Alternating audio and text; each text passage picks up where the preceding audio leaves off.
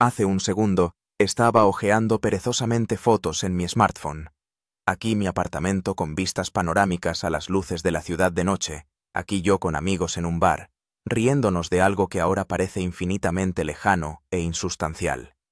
El vuelo 747 volaba a una altura de unos 10.000 metros, y la azafata, con una sonrisa forzada, servía bebidas. Y al segundo siguiente, el mundo se puso patas arriba. Un golpe brusco, como si el puño invisible de un gigante hubiera golpeado nuestro avión. Las máscaras de oxígeno cayeron, colgando como ahorcadas. Las luces de la cabina se apagaron, sustituidas por una espantosa iluminación de emergencia. La gente gritó, no como en las películas, sino con exclamaciones cortas y entrecortadas de terror, que se ahogaron rápidamente en el estruendo. Me agarré a los reposabrazos con tanta fuerza que se me pusieron blancos los nudillos. A mi lado estaba sentada una mujer de unos 50 años. Sus labios se movían en silencio en una oración. Recuerdo la sensación de ingravidez cuando el avión empezó a caer. El estómago se me subió a la garganta. Fuera de la ventanilla no había nada más que verde y nubes girando enloquecidas. Una voz interior, fría y tranquila, dijo: «Se acabó. Tengo 32 años y este es el final». No pensé en lo que no había hecho, en lo que no había dicho. En mi cabeza solo había un pensamiento ensordecedor. Esto está pasando de verdad.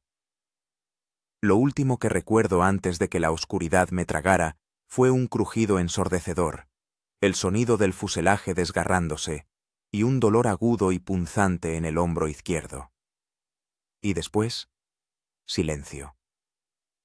El despertar fue lento y angustioso, como emerger de un agua viscosa y oscura. La primera sensación fue el olor. Un olor denso y húmedo a hojas podridas, tierra húmeda y algo acre, químico, probablemente combustible de avión. Abrí los ojos.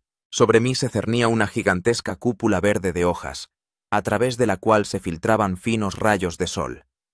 Estaba tumbado sobre algo suave, cubierto de musgo. Me dolía la cabeza y el hombro izquierdo me palpitaba con un dolor sordo y persistente. Intenté sentarme. El cuerpo no respondía. Cada movimiento resonaba con dolor. Girando la cabeza con dificultad, vi una escena digna de una película apocalíptica.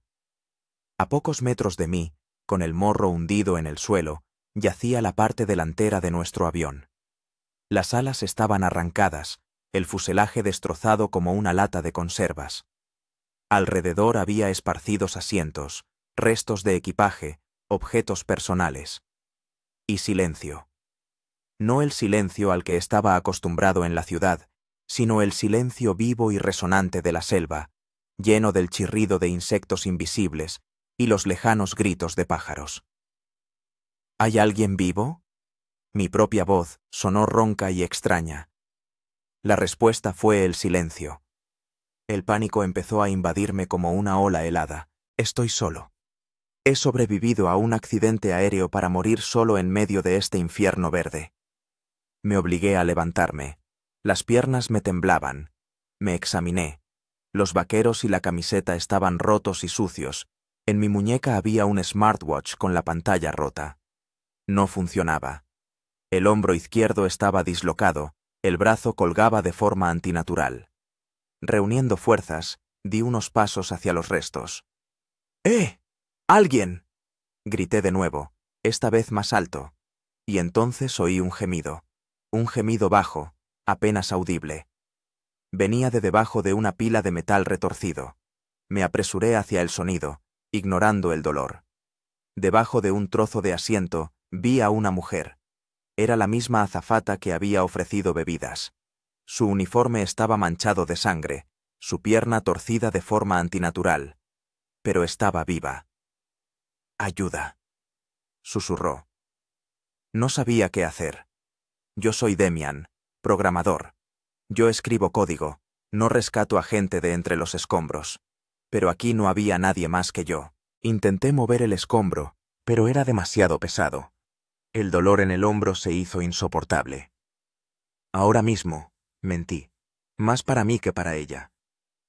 Empecé a buscar a mi alrededor algo que pudiera usar como palanca. Encontré un trozo largo de chapa metálica. Tras varios intentos dolorosos, tensando todos los músculos, conseguí levantar el escombro lo suficiente para que pudiera salir arrastrándose. En ese momento oí otra voz. «Aquí. Hay supervivientes». Un hombre salió de detrás del motor humeante. Parecía tener unos 30 años, pelo corto, rostro concentrado. En su chaqueta se veía un parche con una cruz médica. Detrás de él apareció un hombre mayor con gafas y barba gris, y un chico muy joven, de unos 20 años, con los ojos muy abiertos por el horror. Éramos 4.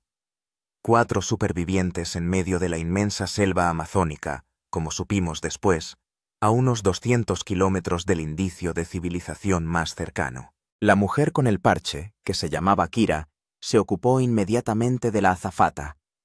Actuó con rapidez y profesionalidad, convirtiendo trozos de tela en una férula y material de vendaje. El anciano se llamaba Rodion y resultó ser biólogo. El chico, Stas. Yo me presenté como Demian. Estábamos en medio de este caos, 4 desconocidos unidos por una misma catástrofe. Kira me examinó el hombro. «Es una luxación grave. Hay que recolocarlo. Va a doler». No bromeaba. Cuando encajó la articulación de un movimiento brusco, grité, y mi grito se ahogó en el ruido indiferente de la selva. Al caer la noche, la azafata, que se llamaba Eva, murió. Tenía lesiones internas demasiado graves. La enterramos no muy lejos, cavando apresuradamente una tumba con trozos de metal. Fue el primer golpe. La toma de conciencia de que sobrevivir a la catástrofe era solo el principio. La verdadera lucha no había hecho más que empezar. Cuando el sol comenzó a ponerse, tiñendo el cielo de tonos rojo sangre, la jungla cobró vida con miles de sonidos nuevos y aterradores. El frío calaba hasta los huesos. No teníamos comida, ni fuego, ni refugio. Solo los restos del avión, un cuerpo herido y una esperanza que se desvanecía. Estábamos solos, y nos aguardaban 30 días para sobrevivir, o morir en el intento. La primera noche fue una tortura. Nos acurrucamos dentro del fuselaje destrozado, que al menos nos protegía un poco del fresco nocturno y de las criaturas invisibles cuyos susurros y chillidos perforaban la oscuridad.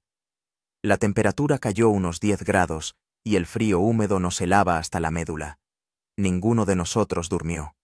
Cada crujido nos hacía sobresaltarnos. Stas, el más joven de nosotros, lloraba, en silencio, sin emitir sonido, pero sus hombros se sacudían en la oscuridad. Kira intentaba consolarlo, pero su voz sonaba tensa e insegura. Rodion, el biólogo, permanecía inmóvil, escuchando los sonidos de la noche con una expresión de interés concentrado que me parecía completamente fuera de lugar. Yo, simplemente, yacía mirando las estrellas a través de un agujero en el techo y tratando de asimilar la magnitud de lo que había sucedido. Mi mente, acostumbrada a la lógica y al orden, se negaba a aceptar esta realidad. Todavía ayer por la mañana estaba tomando café en el aeropuerto, irritado por la lentitud del Wi-Fi. Ahora yacía en un avión destrozado en medio de una jungla salvaje, y mi teléfono inteligente con las fotos de mi vida pasada era un trozo de plástico inútil. Lo saqué del bolsillo. La pantalla estaba rota, pero se encendió. No había señal. El GPS no funcionaba. La batería indicaba un 12%. Lo apagué, decidiendo ahorrar la carga para una emergencia, aunque no me imaginaba cuál podría ser. Con el amanecer no llegó el alivio, sino la completa consciencia de nuestra situación. La jungla se reveló en toda su opresiva e indiferente belleza. Gigantescos árboles, envueltos en lianas, creaban un denso techo verde que apenas dejaba pasar la luz del sol. El aire era pesado y húmedo, como en una sauna. Todo estaba mojado por el rocío. Lo primero que hizo Kira fue insistir en que registráramos minuciosamente los restos.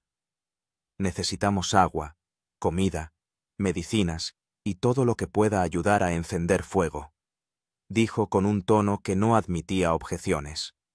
Su formación médica la convertía en la líder tácita. Nos dividimos. Fue un trabajo sombrío. Teníamos que pasar por encima de las pertenencias personales de los fallecidos, tratando de no mirarlos. Yo encontré varias botellas de agua selladas, unos 5 litros en total. Fue nuestra primera victoria.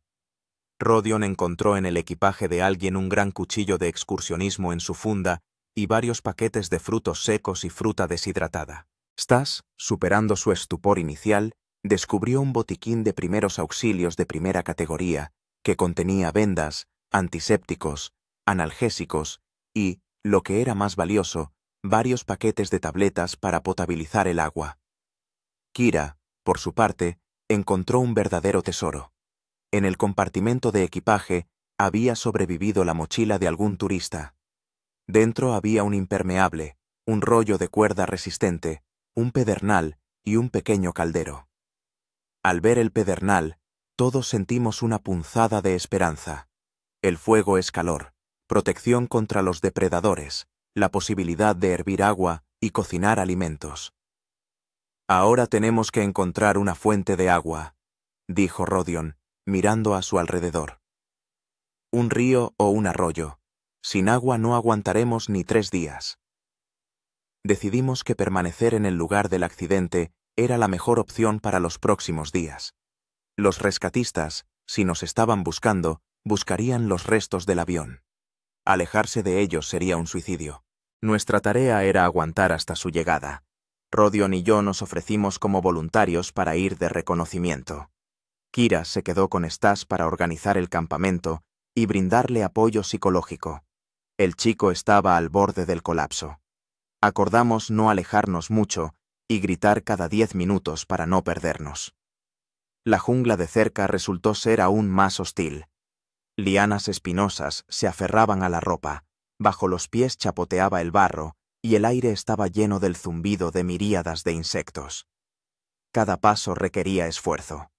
Rodion, a pesar de su edad, tenía unos 65 años, se movía con una sorprendente seguridad.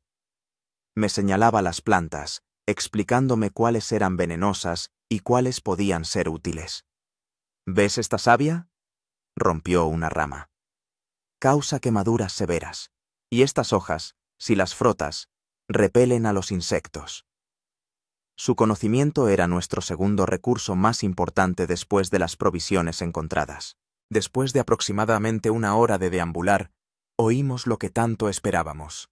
Un suave murmullo de agua. Tras abrirnos paso a través de la maleza, llegamos a un pequeño arroyo con agua que parecía relativamente limpia. Era nuestro hilo de salvación. Llenamos las botellas encontradas, y por primera vez en un día sentí algo parecido al alivio. Al regresar al campamento, descubrimos que Kira y Stas no habían estado de brazos cruzados. Habían despejado un área dentro del fuselaje, habían colocado todas nuestras escasas provisiones en un solo lugar e incluso habían construido una especie de toldo con un trozo del revestimiento para protegernos de posibles lluvias. La tarea principal para el resto del día era hacer fuego. Recogimos ramas secas y corteza, lo cual resultó ser difícil en esta humedad perpetua. Rodion nos enseñó a preparar bien la hoguera, y yo, por ser el más fuerte, me puse a sacar chispas con el pedernal. Resultó ser mucho más difícil que en las películas. Salían chispas, pero el yesca no se prendía de ninguna manera. Pasó 1 hora, luego otra. Me dolían los brazos y tenía los dedos machacados. La desesperación empezaba a apoderarse de mí de nuevo. Justo en ese momento, Stas, que hasta entonces había estado sentado a un lado sin participar, se acercó a mí. «Déjame probar a mí», dijo en voz baja. Cuando era niño, iba a un club de senderismo. Con escepticismo, le di el pedernal. Estuvo preparando la yesca durante un buen rato, deshaciendo las fibras secas con cuidado y método. Luego, protegiéndola del viento, empezó a sacar chispas. Al cabo de unos minutos, apareció sobre la yesca Un humo fino, casi imperceptible. Stas sopló con cuidado, y de repente surgió una pequeña llama. Nos quedamos todos paralizados, casi sin respirar. La llama crecía, haciéndose más segura. Fuimos añadiendo ramitas finas, luego más gruesas. Y ahí estaba, teníamos una hoguera. Una hoguera de verdad, viva, cálida. Nos sentamos alrededor y por primera vez en todo el día me sentí relativamente seguro. Nos repartimos entre los 4 un paquete de frutos secos. Fue nuestra primera cena. Cada uno comió su miserable puñado despacio, saboreando cada bocado. Por la noche, mirando las llamas danzantes que ahuyentaban la oscuridad y sus criaturas, comprendí algo importante. Ya no éramos pasajeros del vuelo 747. Éramos un grupo, una pequeña tribu que luchaba por sobrevivir. Y esa pequeña hoguera era el centro de nuestro nuevo mundo. No sabíamos cuántos días nos esperaban, pero las primeras, las 24 horas más terribles, las habíamos superado. Pasó una semana. 7 días se convirtieron en una sucesión interminable de amaneceres y atardeceres, marcados por el trabajo duro y las pequeñas victorias. Llamamos a nuestro campamento junto a los restos del avión Esperanza. Irónico, pero el nombre nos ayudaba a mantenernos a flote. La esperanza de que el estruendo de un helicóptero de rescate rompiera el silencio de la jungla se desvanecía con cada día que pasaba. Durante los 3 primeros días, estuvimos atentos a cada sonido, sobresaltándonos con el ruido del viento en las copas de los árboles, confundiéndolo con el zumbido de un motor. Al 4.º día, dejamos de esperar. Nos dimos cuenta de que el rescate no llegaría solo. Si queríamos sobrevivir, teníamos que salvarnos nosotros mismos. Poco a poco, nuestra vida se fue organizando. Establecimos turnos de guardia junto a la hoguera, que no se apagaba ni un minuto. Era el corazón de nuestro campamento, nuestra protección y nuestra cocina. Sacábamos agua de un arroyo que habíamos encontrado el primer día. Antes de beberla, la hervíamos en un caldero, un hallazgo valioso de Kira. Decidimos guardar las pastillas potabilizadoras para el caso de que tuviéramos que abandonar el campamento. La comida era nuestro principal problema. Los restos de frutos secos y fruta deshidratada que habíamos encontrado, los estirábamos todo lo que podíamos, comiendo unos pocos al día. Era terriblemente poco. Todos habíamos adelgazado notablemente. La energía nos abandonaba. Fue entonces cuando los conocimientos de Rodión se volvieron inestimables. Cada día se adentraba en la jungla durante unas horas y volvía con algo que comer. No eran animales de caza ni peces, sino raíces, frutos y larvas comestibles. La primera vez que trajo un puñado de larvas blancas y grandes, Stas tuvo un ataque de náuseas. «No voy a comerme eso», exclamó. Rodión lo miró con calma. «Son pura proteína, Stas. Tienen más nutrientes que un trozo de ternera del mismo peso. Asadas a la hoguera, saben a nueces». A mí tampoco me hacía gracia, pero el hambre superó el asco. Las larvas asadas, en realidad, no eran tan repugnantes, con una corteza crujiente y un centro blando. Fue la lección de supervivencia número 1. Olvídate de quién eras. ¿Quién? Aquí las reglas son otras. Kira seguía siendo nuestra médica y psicóloga. Vigilaba nuestro estado, curaba arañazos y picaduras de insectos, que eran miles, y nos impedía caer en la desesperación. Nos obligaba a hablar, a compartir nuestros miedos. Una noche, junto a la hoguera, nos contó que viajaba a Brasil para asistir a un congreso médico. Nos habló de su trabajo en el servicio de urgencias, de las vidas que había salvado. Su relato nos devolvió por un momento a ese otro mundo, donde existían los congresos y los servicios de urgencias. Yo me encargaba de la parte técnica. Con trozos de la chapa del avión, construí algo parecido a un machete, afilando el borde contra una piedra. Esta arma primitiva me ayudaba a abrirme camino por la espesa maleza. También desmonté varios aparatos electrónicos con la esperanza de encontrar algo útil. En uno de los portátiles encontré baterías de iones de litio. Recordé haber visto algún programa de supervivencia donde se podía obtener fuego de una batería de ese tipo y 2 cables. Esa idea me animó. Teníamos una forma de encender la hoguera de repuesto si el pedernal fallaba. Lo más difícil era mantener la moral de Stas.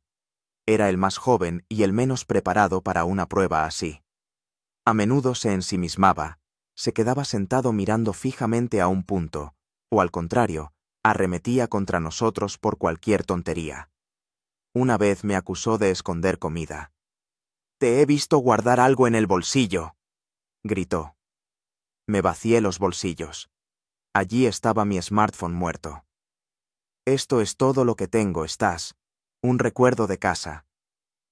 Kira se lo llevó a un lado. Oí cómo hablaba con él con calma, pero con firmeza. «Somos un equipo, Stas. Si empezamos a pelearnos entre nosotros, vamos a morir todos aquí. Cada uno de nosotros es importante. Demian hace armas, Rodion encuentra comida, yo nos curo. Y tú. Tú eres el que encendió nuestra primera hoguera. No lo olvides». Funcionó. Stan se disculpó. El conflicto se había resuelto, pero dejó un sabor amargo. Estábamos todos al límite. Al 7º día, Rodion trajo un trozo de mapa que había encontrado en el bolsillo de uno de los asientos. Era un mapa turístico de la región. La mayor parte estaba arruinada por el agua, pero un fragmento se había salvado. En él se veía un río que, al parecer, corría en algún lugar al este de donde estábamos, y a unos 150 kilómetros aguas abajo había marcado un pequeño poblado. «Creo que esta es nuestra única oportunidad», dijo Rodion, señalando el mapa. «Lo más probable es que los rescatistas ya no nos estén buscando. Ha pasado una semana. Probablemente nos den por muertos. Si nos quedamos aquí, nuestras provisiones tarde o temprano se acabarán y nos debilitaremos tanto que no podremos ir a ninguna parte. El río es una carretera fuera de la jungla». Sus palabras eran lógicas, pero aterradoras. Dejar nuestro campamento, nuestro único refugio, y aventurarnos a lo desconocido. Era una decisión seria. «Pero no sabemos dónde está ese río», objetó Stan. «¿Y si el mapa no es exacto?» «El arroyo del que sacamos agua debe desembocar en un río más grande», respondió Rodion. «Si seguimos su curso aguas abajo, tarde o temprano llegaremos a él. Podría tardar un día, quizás 2, pero es movimiento. Es un objetivo». Nos sentamos junto a la hoguera hasta altas horas de la noche, discutiendo el plan. Ir significaba arriesgarlo todo. Quedarse. Languidecer lentamente. Miré nuestros rostros demacrados a la luz de las llamas. Ya no éramos las mismas personas que subieron al avión hacía una semana. El miedo había dado paso a una sombría determinación. «Yo estoy a favor de ir», dije. Kira asintió. Stan, tras un largo silencio, también estuvo de acuerdo. La decisión estaba tomada. Dedicamos los 2 días siguientes a prepararnos para la caminata. Recopilamos todo lo que pudiera ser útil. Una olla, un cuchillo, un machete, un botiquín de primeros auxilios, una cuerda. Con cinturones de seguridad y trozos de tela, fabriqué una especie de mochilas. Rodion preparó de antemano raíces comestibles, envolviéndolas en hojas grandes. Asignamos a cada uno medio litro de agua hervida. En la mañana del 10º día, miramos por última vez los restos del avión que se habían convertido en nuestro hogar. El campamento Esperanza había cumplido su función. Nos había dado tiempo para recuperarnos y prepararnos. Ahora comenzaba una nueva etapa, la más peligrosa, de nuestra supervivencia. Dimos la espalda al lugar de nuestra perdición y de nuestro rescate, y nos adentramos en el verde y silencioso océano de la jungla. Los primeros días de la caminata fueron un auténtico infierno. Nos movíamos a lo largo del arroyo, y eso era lo único que nos impedía perdernos definitivamente. Era imposible ir en línea recta. Teníamos que rodear constantemente árboles caídos, abrirnos paso a través de densos matorrales y cruzar tramos fangosos y viscosos. La humedad era del 100%. La ropa se empapaba de sudor a los 10 minutos de empezar a caminar y no se volvía a secar. El aire, denso y pesado, era difícil de respirar. Cada paso era una lucha. Mi machete improvisado se había convertido en una extensión de mi mano. Cortaba lianas y ramas, despejando el camino. Los músculos ardían por la tensión.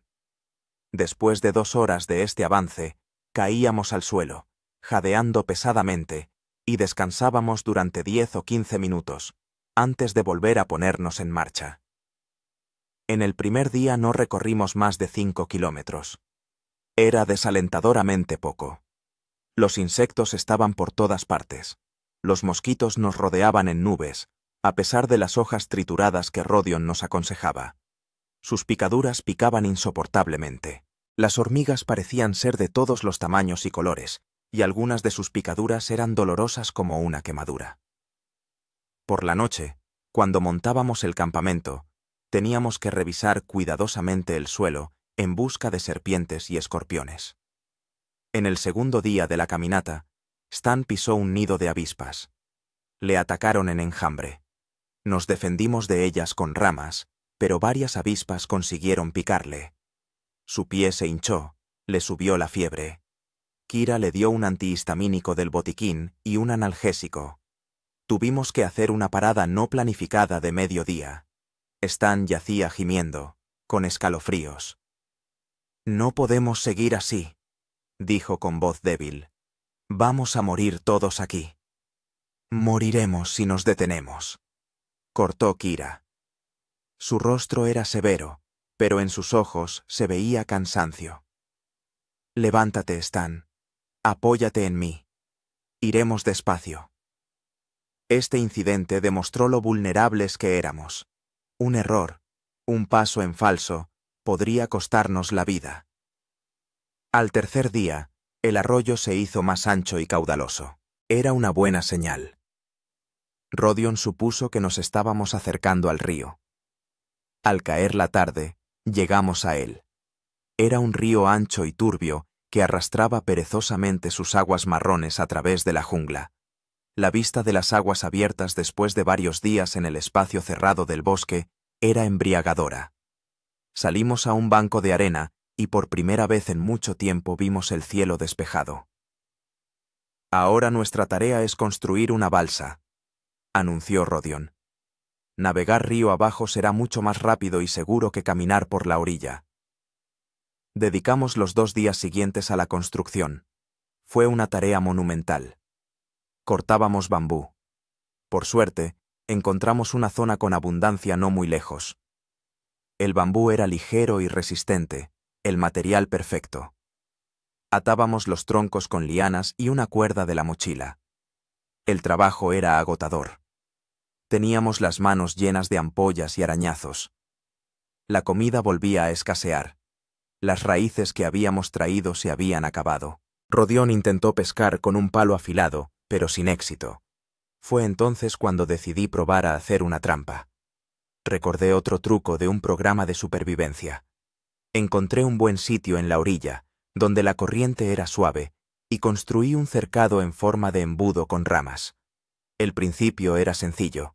El pez entra y no encuentra la salida. No confiaba mucho en el éxito, pero teníamos que hacer algo. Mientras construíamos la balsa, iba revisando la trampa de vez en cuando. Las primeras veces estaba vacía. Ya casi había perdido la esperanza, pero a la mañana siguiente, al acercarme al río, vi movimiento dentro del cercado. Allí chapoteaba un pececillo de unos 20 centímetros.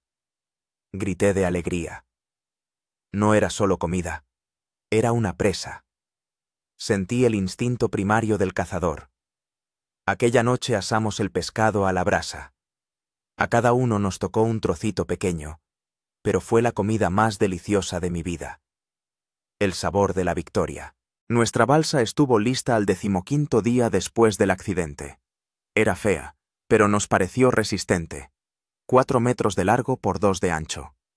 Cargamos nuestras escasas pertenencias y, empujando con largas pértigas, nos abandonamos a la corriente. Navegar era incomparablemente más fácil que caminar. El río nos llevaba solo. Podíamos descansar, ahorrar fuerzas. La jungla pasaba lentamente.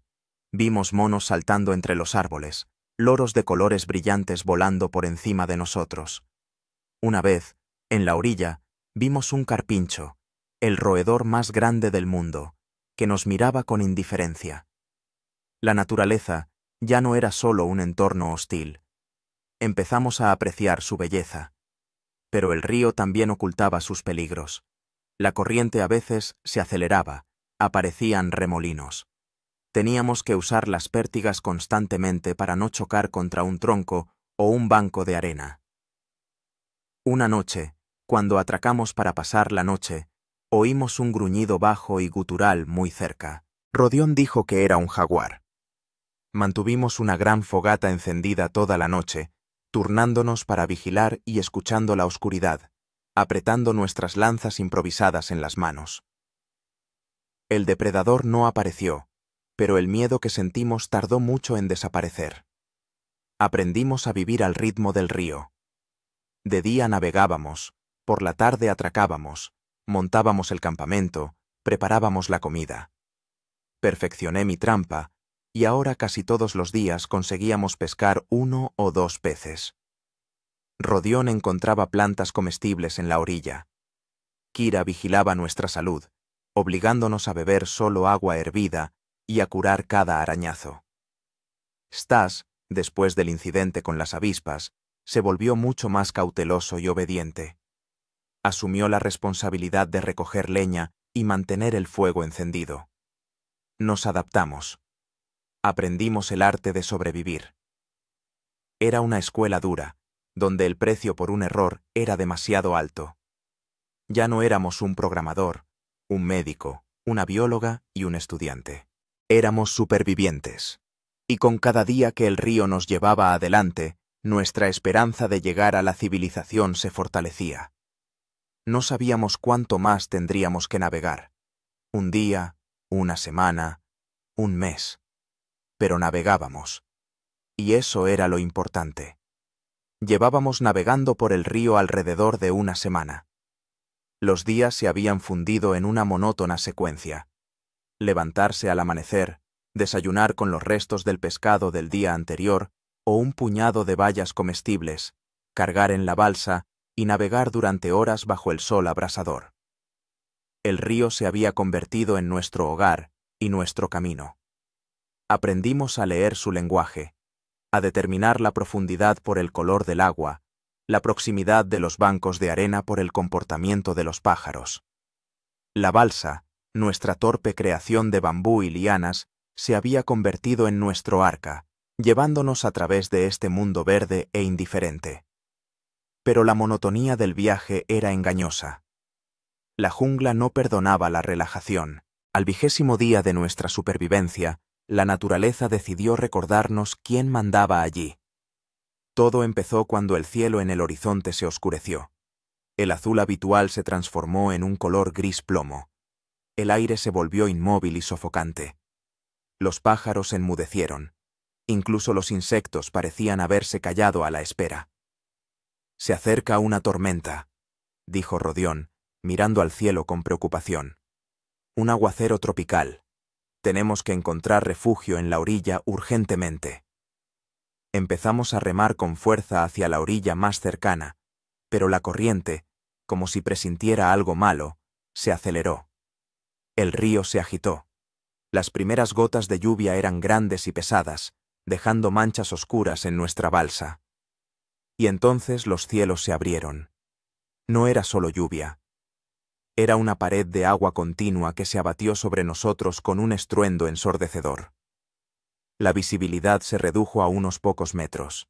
El viento sopló con ráfagas huracanadas, sacudiendo nuestra balsa como una astilla de madera. Las olas nos golpeaban, amenazando con arrastrar nuestras escasas provisiones. Nos aferramos a los troncos, tratando de sujetarnos. La olla, mal asegurada, se soltó y cayó al agua turbia con un chapoteo. La pérdida era irreparable. Ahora no podíamos hervir el agua. El aguacero duró varias horas. Nos empapamos hasta los huesos, temblando de frío y miedo. Cuando por fin amainó la lluvia, estábamos completamente exhaustos. Pero lo peor estaba por venir. El río, henchido por la lluvia, se había desbordado y se había transformado en un torrente rugiente. La corriente era incontenible. Nos arrastraba a una velocidad endiablada y no podíamos hacer nada para evitarlo. «¡Agarraos! ¡Se acercan los rápidos!», gritó Rodión, señalando hacia adelante. Los vi. El río espumaba y burbujeaba al chocar contra enormes peñascos. Nos arrastraba implacablemente hacia ellos. «¡Remad a la izquierda, hacia la orilla!», ordenó Kira. Nos pusimos a trabajar desesperadamente con nuestras pértigas, intentando alejarnos de la zona peligrosa. Pero la fuerza de la naturaleza era superior. La balsa golpeó la primera piedra. Se oyó un crujido. Una de las lianas que sujetaban los troncos se rompió. La balsa se inclinó. Stas perdió el equilibrio y salió despedido al agua. «¡Stas!», gritó Kira. Su cabeza asomó un instante sobre el agua e inmediatamente fue arrastrado por la corriente. Sin pensármelo 2 veces, me lancé tras él. El agua estaba helada y la corriente era brutal. Vi a Stas a pocos metros de mí, forcejeando desesperadamente para mantenerse a flote. Di unas brazadas enérgicas y lo agarré por la camiseta. «¡No te agobies! ¡Nada hacia la orilla!», le grité al oído, intentando hacerme oír por encima del estruendo del agua. Nos arrastraba a lo largo de la orilla. Vi cómo Kira y Rodión intentaban dirigir los restos de la balsa tras nosotros. Busqué con la mirada algún punto donde sujetarme. Por fin, vi una liana que colgaba muy cerca del agua.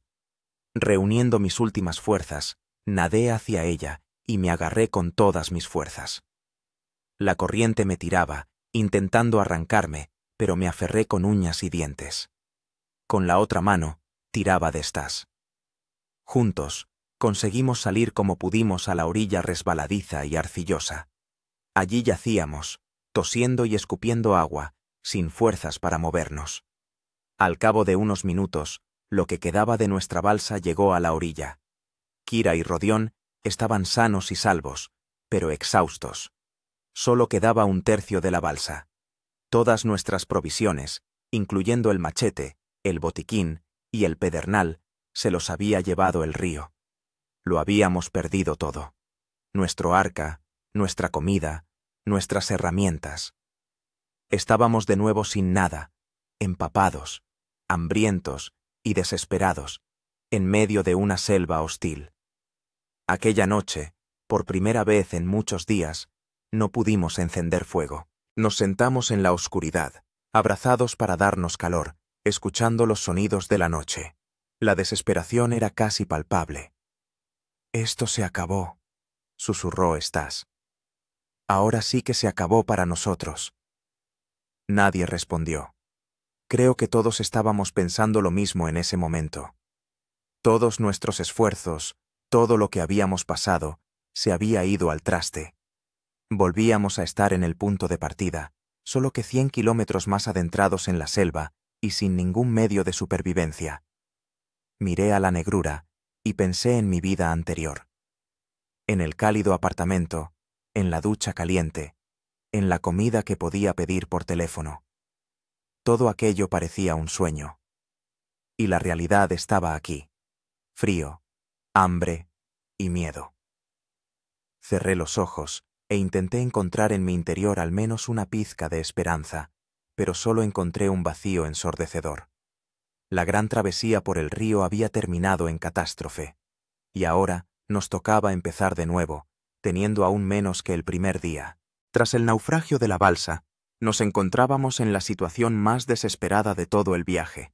Sin fuego, sin herramientas, casi sin comida. La pérdida del caldero significaba que ya no podíamos hervir agua, y ahora cada trago del río era un riesgo. El botiquín con las pastillas potabilizadoras y los medicamentos descansaba en el fondo. Solo nos quedaban el cuchillo de Rodión y mi instinto de supervivencia. El primer día después de la catástrofe, Lo pasamos simplemente recuperándonos, tumbados en la orilla, en estado de apatía. Pero el hambre y la sed nos obligaron a movernos. Volvimos a caminar, esta vez simplemente a lo largo de la orilla del río, esperando que aún nos llevara a la civilización. Caminar era insoportablemente duro. Sin el machete, teníamos que desgarrarnos las manos para abrirnos paso entre la maleza. Al segundo día de camino, Rodión enfermó. Al principio, simplemente se quejaba de debilidad. Luego empezó a tener escalofríos, a pesar de los 30 grados de calor. Por la tarde, apenas podía mover las piernas y le ardía la frente. Kira lo examinó. En la pierna encontró una pequeña herida que debió hacerse durante el naufragio de la balsa. La herida se había inflamado, la piel de alrededor se había enrojecido. «Infección», sentenció Kira. Su voz era sombría. Sin antibióticos, ni siquiera sin un antiséptico elemental, esto puede ser muy peligroso. Está empezando a tener una septicemia. Por la noche, Rodión empeoró. Lo sacudía la fiebre, deliraba, decía algo en latín, probablemente nombres de plantas. Kira, Stas y yo nos turnábamos para sentarnos a su lado, mojándole la frente con agua del río, aunque éramos conscientes de la inutilidad de estos intentos. Éramos impotentes. Nuestro compañero más sabio y experimentado, nuestra brújula en este infierno verde, se apagaba ante nuestros ojos. Su enfermedad se convirtió en un lastre para nosotros. No podíamos abandonarlo, pero seguir adelante con él era prácticamente imposible. Pasamos el día siguiente en el mismo lugar, montando un campamento rudimentario. Kira intentó encontrar algunas plantas con propiedades antisépticas de las que Rodión había hablado en alguna ocasión, pero sin él no estaba segura. Stas se sumió en un silencio sombrío. La responsabilidad de buscar comida recayó sobre mí. Mi trampa para peces se había quedado muy arriba en la corriente. Tenía que improvisar. Pasé varias horas afilando un palo con una piedra para hacer una especie de lanza. Con esta arma primitiva, me quedé durante horas de pie en la orilla, escudriñando las aguas turbias. Los peces eran rápidos y asustadizos. Decenas de veces lancé la estocada, pero la lanza solo golpeaba el agua inútilmente. El hambre me estaba volviendo loco. No habíamos comido nada sustancioso en casi 2 días. Me sentía cada vez más débil. La cabeza me daba vueltas. En algún momento estuve a punto de rendirme, sentarme en la orilla y simplemente esperar el final. Pero entonces miré nuestro campamento. A Kira, que no se apartaba de Rodión. A Stas, que, a pesar de su miedo, intentaba construir un cobertizo con hojas de palma para proteger al enfermo del sol. No podía fallarles. Cambié de táctica. Encontré una pequeña ensenada donde la corriente era casi imperceptible. Me tumbé en la orilla, sumergiendo el brazo con la lanza en el agua, y me quedé quieto, intentando no moverme e incluso casi no respirar. Pasó, probablemente, más de 1 hora. Los músculos se me entumecieron. Y entonces la vi. Un pez grande, de unos 30 centímetros, nadaba lentamente muy cerca. Contuve la respiración, esperé a que estuviera justo debajo de mi lanza y ataqué con todas mis fuerzas. Hubo un chapoteo, y por un instante, me pareció que había fallado de nuevo. Pero entonces sentí peso en el extremo del palo. Saqué la lanza del agua. En su punta se debatía mi presa. Aquel día comimos pescado crudo. No fue difícil cortarlo con el cuchillo de Rodión. El sabor era extraño, pero era comida, proteína, energía. Dividimos el pescado entre todos. Incluso a Rodión, que estaba casi inconsciente, Kira le metió en la boca un poco de jugo de pescado. Fue una pequeña victoria, pero nos dio fuerzas para aguantar un día más. Sin embargo, el estado de Rodión no mejoraba. Se debilitaba con cada hora que pasaba. Sabíamos que si se quedaba aquí, moriría. «Tenemos que llevarlo», dijo Kira por la noche. «No podemos ir rápido, pero tenemos que movernos. Cada metro nos acerca al rescate. No había nada con qué hacer una camilla. Decidimos llevarlo por turnos, sujetándolo por ambos lados. Era increíblemente pesado. Rodión no era alto, pero su cuerpo inerte parecía de plomo. Avanzábamos a paso de tortuga, turnándonos cada 15 minutos. Stas, que hasta entonces había parecido el eslabón más débil, mostró una resistencia inesperada. En silencio, con los dientes apretados, arrastraba su carga. La visión de Rodión muriéndose pareció tener un efecto aleccionador en él. Se dio cuenta de que los siguientes podríamos ser nosotros. Así pasaron 2 días más. 2 días de un avance lento y angustioso. Caminábamos a lo largo del río, llevando a nuestro compañero enfermo, alimentándonos de pescado crudo que lograba pescar con éxito variable y sufriendo de sed, porque beber agua cruda era cada vez más peligroso. El 25º día de nuestra supervivencia, Rodión recobró el sentido. Abrió los ojos y nos miró con una mirada turbia y consciente. «Dejadme», susurró. Su voz era apenas audible. «No podréis seguir conmigo. Salvaos vosotros». «No te abandonaremos», respondió Kira con firmeza. Él sonrió débilmente. «Sois buenas personas. Demian, escucha, busca un árbol con la corteza roja. Caesalpinia. Decocción. Para la fiebre. Y para la infección». Intentó describir cómo era ese árbol, pero las fuerzas le abandonaron y volvió a caer en el olvido. Sus palabras, dichas al borde de la muerte, se convirtieron para nosotros en un nuevo objetivo, un árbol con la corteza roja. Caesalpinia. No tenía ni idea de cómo era, aparte de esa escueta descripción. Pero era una esperanza, una remota posibilidad de salvar a nuestro amigo, y tal vez, a nosotros mismos. Empecé a mirar la pared de la jungla no simplemente como un obstáculo, sino como una farmacia donde, posiblemente, se guardaba nuestra medicina. La búsqueda había comenzado. La búsqueda del árbol de la corteza roja se convirtió en una obsesión. Mientras Kira y Stas se quedaban con Rodión, me adentraba en la jungla, alejándome del río unos cientos de metros. Examinaba cada tronco, arrancaba la corteza, buscando ese tono rojo. La jungla estaba llena de árboles, pero ninguno coincidía con la descripción. Regresaba al campamento devastado, traía pescado o raíces comestibles que había aprendido a reconocer gracias a las lecciones de Rodión, y lo veía languidecer. Pasaron 2 días más, 27 días en el infierno. Todos estábamos al borde del agotamiento físico y nervioso. Había perdido, probablemente, unos 15 kilos. La piel se me pegaba a los pómulos, las costillas sobresalían. Cada movimiento me costaba un esfuerzo enorme. Pero lo peor era la presión psicológica.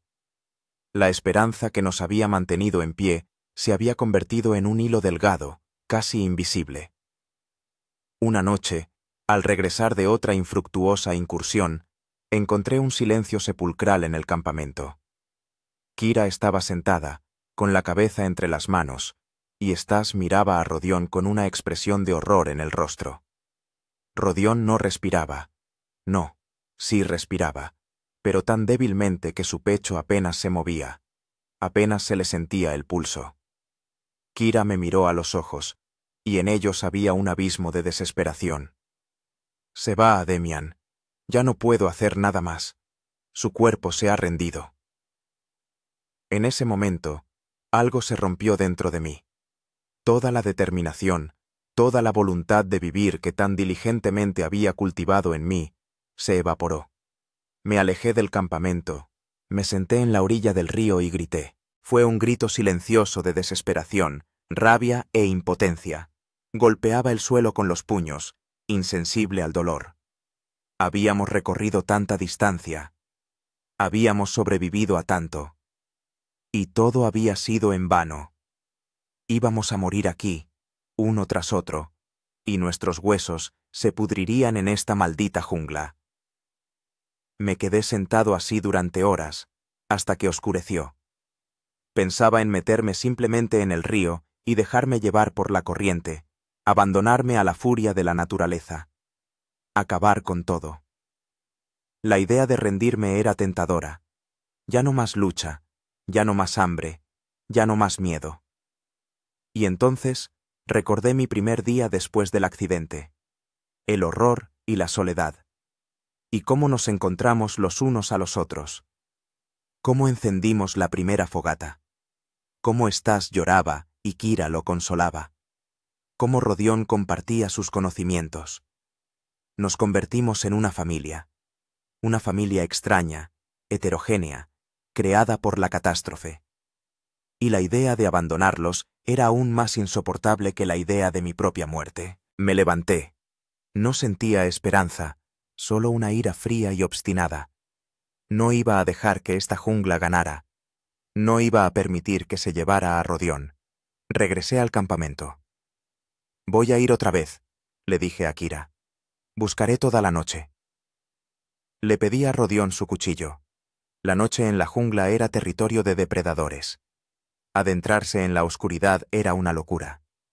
Pero fui. Me movía lentamente, tanteando, escuchando cada susurro. No buscaba un árbol. Simplemente caminaba, impulsado por la desesperación. Y entonces tropecé y caí. Mi mano golpeó el tronco de un árbol. Lo iluminé con la tenue luz de mi reloj averiado, que cargaba con un dispositivo casero de baterías. Y lo vi. Bajo un trozo de corteza arrancada, asomaba un color rojo oscuro y vibrante. El corazón me latió con fuerza. Empecé a cortar la corteza febrilmente. Era eso. Estaba seguro. Recogí tanta corteza como pude cargar y corrí de vuelta al campamento, sin importarme por dónde iba. ¡Lo encontré! ¡Creo que lo encontré!, grité, irrumpiendo en el campamento. No teníamos una olla para hacer una decocción. Kira encontró una solución. Machacó la corteza con un cuchillo hasta obtener una pasta. La mezcló con agua fría del río en una gran concha de tortuga que había encontrado hacía un par de días y la dejó reposar. No era lo ideal, pero era algo. Una hora más tarde, empezamos a verter este líquido amargo y rojo en la boca de Rodión. Gota a gota. Lo hicimos toda la noche. Sin mucha fe, simplemente porque era lo último que podíamos hacer. Por la mañana, nada había cambiado. Rodión seguía tumbado, inmóvil. Me senté a su lado, devastado y destrozado. Había perdido. Y de repente tosió. Una vez, luego otra. Abrió los ojos. La mirada ya no era turbia, sino más clara. Nos miró a nosotros, a la tortuga con el agua roja. «Caesalpinia», susurró. «Encontraron...». Kira se apresuró a comprobar su pulso, su temperatura. «La fiebre está bajando», susurró, y por primera vez vi lágrimas en sus ojos. «Parece que la crisis ha pasado». Lo habíamos salvado. Al borde, en el último momento, cuando ya no había esperanza, lo sacamos del otro mundo. En ese momento, mirando a Rodión, que sonreía débilmente, sentí algo más que simple alivio. Comprendí que el límite de las capacidades humanas está mucho más lejos de lo que creemos. Donde termina la esperanza, empieza la obstinación. Y a veces, es precisamente eso lo que nos ayuda a sobrevivir. Todavía no estábamos a salvo. Todavía quedaba un largo camino por recorrer. Pero esa noche habíamos vencido a la muerte. Y eso nos dio fuerzas para seguir adelante. La milagrosa recuperación de Rodión marcó un punto de inflexión. Estaba muy débil, pero su mente estaba clara de nuevo. La fiebre había remitido, y con cada día que pasaba, gracias a la infusión curativa y a nuestros cuidados, recuperaba fuerzas.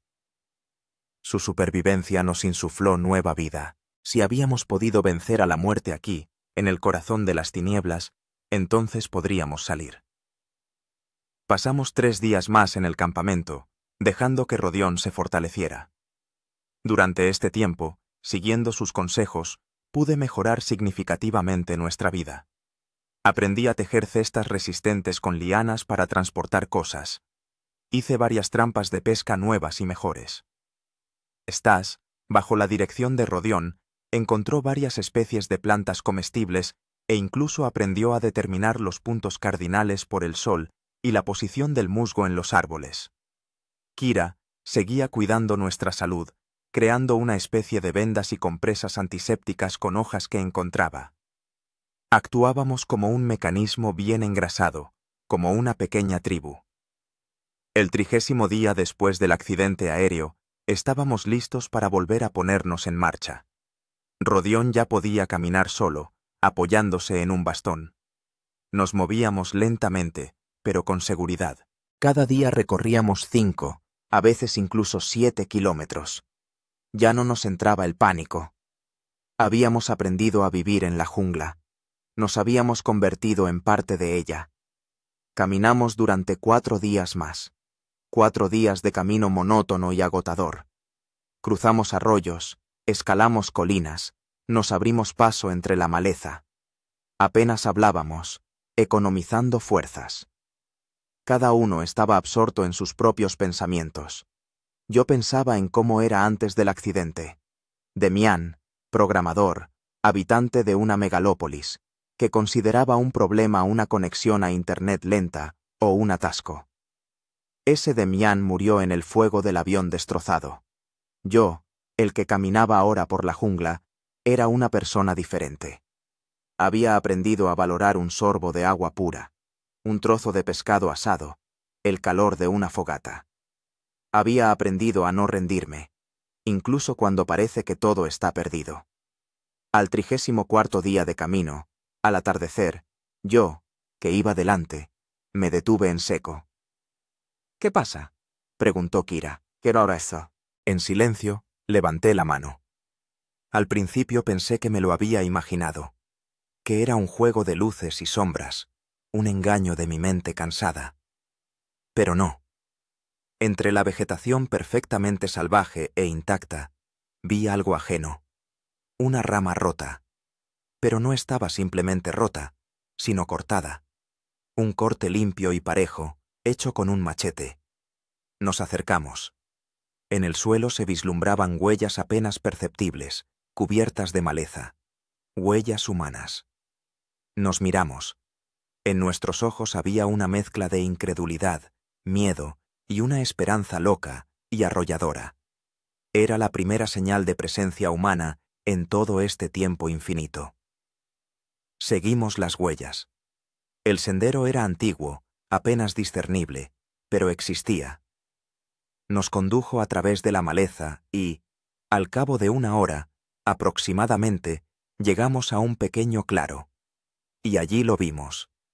Un viejo ídolo de madera, medio podrido e incrustado en la tierra. Estaba tallado de forma tosca, pero no cabía duda de que era obra de manos humanas. «Indios», susurró Rodión. «Alguna tribu local. Posiblemente, sin contacto».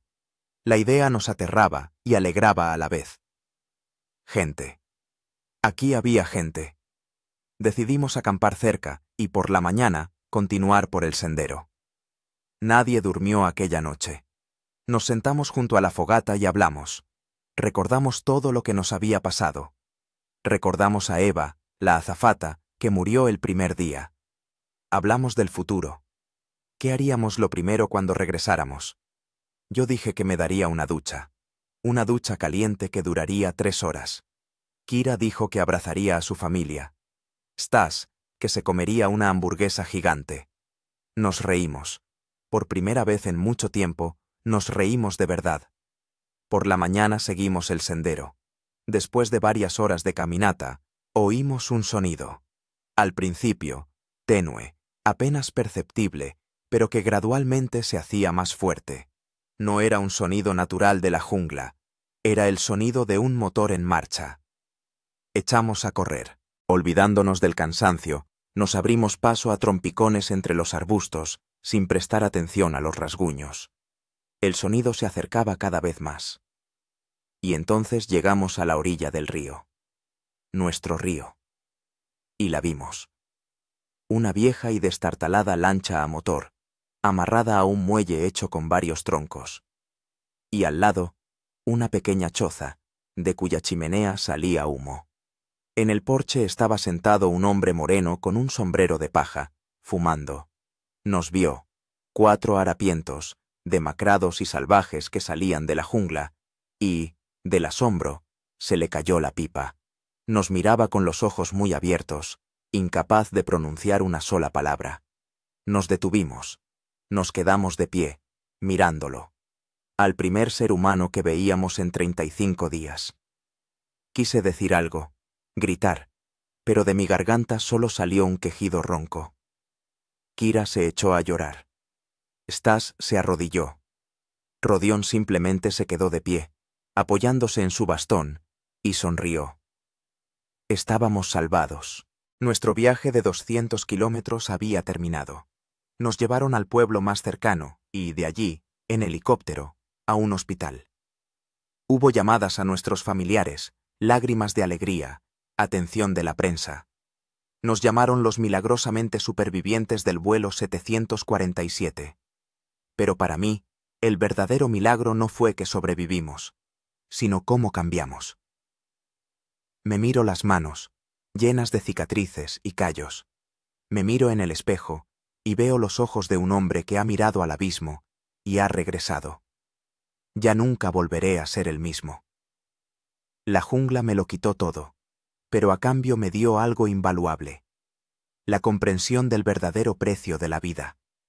El precio de un sorbo de agua. De un cálido rayo de sol. De un día vivido con sentido. Y eso, ya nadie me lo quitará.